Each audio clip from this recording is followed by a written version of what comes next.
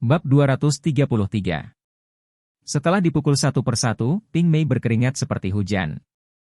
Dia bahkan tidak bisa berdiri kokoh dan harus berpegangan pada dinding dengan tangannya.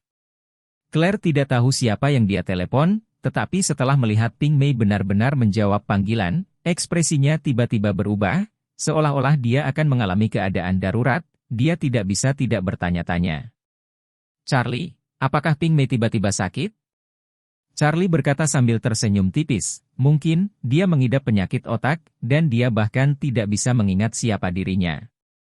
Kepanikan dan tangisan sekretaris terdengar dari telepon, tetapi Ping Mei tidak dapat mendengarnya dengan jelas. Telinganya berdenging, dan pikirannya penuh dengan apa yang baru saja dikatakan Charlie. "Kamu sudah bangkrut?" Ping Mei berkeringat dingin, mengangkat kepalanya ngeri, dan menatap Charlie dengan tegas. Mungkinkah dia tidak mengenal Nabi? Dia benar-benar bangkrut? Ping Mei merosot ke dinding, putus asa. Charlie menatapnya dingin dan berkata pada Claire, "Ayo pergi." Claire tidak tahu apa yang terjadi dengan Ping Mei, tapi dia tidak ingin melihat orang ini lagi dan berbalik dan pergi. Pada saat ini, Ping Mei tiba-tiba terbangun, tiba-tiba mengangkat kepalanya untuk melihat Charlie. Tiba-tiba dia naik dan bergegas ke punggung Charlie. Tepat ketika Charlie hendak masuk ke dalam mobil, Ping Mei bergegas. Matanya merah darah, dia terengah-engah, matanya tertuju padanya. Penampilan gila Ping Mei membuat Claire gugup, dan tanpa sadar dia mundur selangkah ke arah Charlie. "Kamu melakukannya, kan? Anda melakukan semua ini, bukan?" Ping Mei menatap Charlie dan bertanya dengan panik. Charlie melirik Ping Mei, dan berkata dengan hampa, "Keluar!" Nadanya sederhana dan rapi, seperti mencaci maki anjing. Kerumunan itu saling memandang. "Ya Tuhan! Bukankah ini Tuan Mei yang terkenal?" Pemuda berpakaian seperti pejalan kaki ini, berani memanggil Tuan Mei di depan umum? Apakah dia tidak ingin menggabungkan Aurous Hill City? Namun, dalam tampilan penuh, Ping Mei tiba-tiba membentur dan berlutut di depan Charlie, dan berkata dengan wajah menangis, "Mr. Wade, saya salah. Tolong, biarkan aku mencari nafkah." Ada keheningan di sekitar, dan kerumunan itu tidak bisa mempercayai mata mereka. Ping Mei, raksasa konstruksi terkenal di Aurous Hill City, benar-benar berlutut di depan orang yang lewat. Bahkan Claire tercengang, sama sekali tidak terduga bahwa Ping Mei akan berlutut di depan Charlie. "Pak Wade, aku harus mati dan tidak boleh memainkan ide Claire. Saya salah, saya bertobat, saya tidak akan pernah melakukannya lagi di masa depan, tolong beri saya jalan hidup, jangan mainkan saya sampai mati." Seperti yang dikatakan Ping Mei, dia menampar dirinya sendiri dengan keras, membuatnya nyaring dan jelas. Wajah Charlie tanpa ekspresi, melihatnya menampar selusin tamparan, mulutnya berdarah, dan dia berkata dengan lemah, "Mr. Mei, saya tidak tahu apa yang Anda bicarakan." "Pak Wade, begitu perusahaan masa depan bangkrut, saya tidak hanya tidak memiliki 1 sen pun, tetapi saya masih memiliki ratusan juta hutang yang tidak dapat dipenuhi, dan saya tidak akan dapat melunasinya di kehidupan saya selanjutnya." Ping Mei berlutut di tanah dan memohon, tanpa sikap orang yang sukses. Semua ini terjadi terlalu tiba-tiba, dan itu terlalu kebetulan. Charlie berkata bahwa dia, bangkrut, dan Future Company akan membawa kesialan satu demi satu, dan pasti akan bangkrut besok.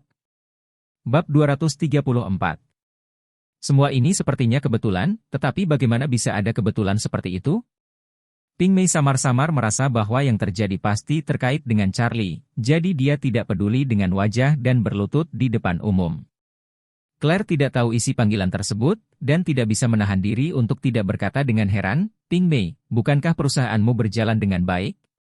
Selain itu, apa hubungan kebangkrutanmu dengan Charlie?" Ping Mei berlutut di tanah dan berkata, "Sister Claire, saya baru saja menyinggung Anda, dan saya mengaku kepada Anda. Baru saja perusahaan menelepon untuk mengatakan bahwa pelanggan dibatalkan, kerjasama ditarik, dan bank sedang menagih hutang. Saya benar-benar tidak punya cara untuk bertahan hidup." Claire tertegun sejenak, dan berkata, "Menurutku kamu melakukan kesalahan, Charlie tidak memiliki kekuatan yang begitu besar." Charlie juga berkata dengan ringan, "Ping Mei, segala sesuatu di dunia ini memiliki sebab dan akibat. Tidak ada gunanya jika kamu bertanya padaku, tolong renungkan dirimu." Setelah itu, dia membawa Claire ke dalam mobil. Ketika Charlie mengemudikan mobilnya, Ping Mei masih berlutut di pinggir jalan dengan hampa. Kerumunan di sekitarnya semakin berkumpul, mereka semua memandangnya dengan heran dan terus berbisik. Tapi Ping Mei tidak bisa lagi mengurusnya. Mulai besok, dia akan menjadi pengemis di jalan dari orang yang sangat sukses. Tidak, bahkan bukan seorang pengemis. Tidak hanya dia tidak punya uang, dia harus membayar ratusan juta ganti rugi. Telepon masih berdering, dan asisten itu terdengar bingung. Pak. Telepon Mei dari perusahaan riba mengatakan bahwa suku bunga akan dinaikkan 10 poin, dan utangnya akan ditagih besok. Jika Anda tidak dapat membayar uangnya, potong saja tangan kanan Anda. Pak. Mei, pemilik gedung perkantoran yang kami sewa menelepon dan mengatakan bahwa harga sewa akan dinaikkan 20 kali lipat. Jika Anda tidak memberikannya, mereka akan meminta Anda untuk pindah sebelum besok. Pak. Mei. Telepon tergelincir dari tangan Ping Mei ke tanah, dan dia berlutut di tanah dengan ekspresi tumpul. Tiba-tiba, Ping Mei berteriak dengan liar, "Ya Tuhan, siapa yang akan saya langgar?" Dia membanting tangannya ke tanah dengan panik, dan pada saat yang sama membenturkan kepalanya ke tanah dengan darah yang keluar. Ping Mei tidak tahan menerima pukulan besar itu dan menderita gangguan saraf. Mulutnya berbusa, matanya memutar dan pingsan. Charlie mengendarai mobil, wajahnya tenang. Semakin Claire memikirkannya, semakin dia menyadari ada sesuatu yang salah, dan tidak dapat menahan diri untuk bertanya, "Apa yang kamu lakukan pada Ping Mei? Dia takut padamu, mengapa?" Charlie berkata dengan ringan, "Saya tidak melakukan apapun padanya. Aku telah menunggumu di luar." "Bagaimana saya bisa melakukan sesuatu padanya?" Diperkirakan dia telah menyinggung terlalu banyak orang. Yang lain tidak membiarkan dia pergi. Claire memikirkannya, dan menghilangkan banyak kecurigaan. Mungkin Ping Mei yang telah menyinggung beberapa orang yang berkuasa, tapi dia memberikan pertanggungjawaban pada Charlie. Memikirkan hal ini, Claire merasa marah dan berkata, Ping Mei ini benar-benar tidak tahu malu. Dia pantas bangkrut. Charlie tersenyum dengan tenang. Memang Ping Mei yang pantas mendapatkannya. Dia memprovokasi dia, dan kebangkrutan adalah hasil terbaik, jika tidak dia akan menyebabkan orang-orang seperti itu menguap. Claire mendesah pelan dan berkata, "Sepertinya kita masih harus mencari pasangan lagi dan melihat apakah kita bisa berbicara dengan studio tentang bisnis." Ketika Charlie mendengar ini, dia bersiap untuk menyapa Doris, dan meminta Embran Group untuk memberi istrinya lebih banyak perintah. Ketika keduanya kembali ke rumah, Claire masih berbicara dengan Charlie tentang rencana pengembangan studio selanjutnya. Tapi begitu keduanya memasuki rumah, Jacob menggosok tangannya dan berjalan ke depan. Dia menatap keduanya dengan tatapan canggung dan berkata, "Claire, ibumu memintamu untuk kembali bekerja di Wilson Group besok." "Apa?" Claire tercengang. Charlie mengerutkan kening dan berkata, "Bukankah kamu menarik garis yang jelas dari keluarga Wilson?" "Oh."